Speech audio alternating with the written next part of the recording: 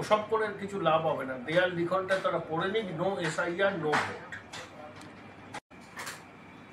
Sir, প্রথম প্রশ্ন আপনাকে, এসআইআর নিয়ে যে মানুষের মধ্যে বিভ্রান্তি, এসআইআর ব্যাপারটা একটু যদি আপনি খুলে বলেন মানুষের, তাহলে একটু কনফিউশনটা দূর হয়।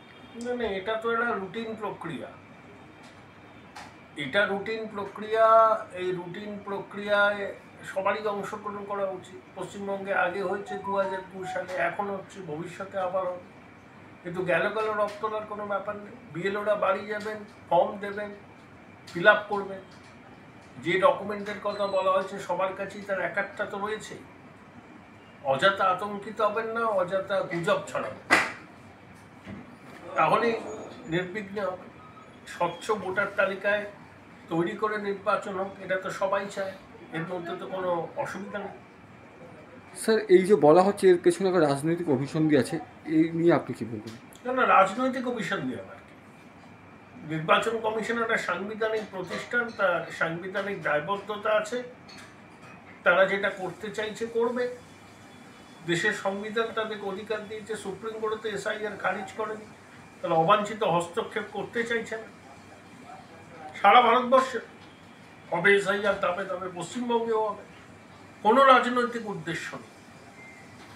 যারা মনে করছে যে অবৈধ অনুপ্রবেশকারী বাংলাদেশি মৃত ভোটার একাধিক জায়গায় নাম তোলা ভোটারদের ভোটে তারা বারবার জিতবেন, এসআইআর হলে তাদের নাম বাদ যাবে, তো সেই জন্য তারা আতঙ্কগ্রস্ত হচ্ছে।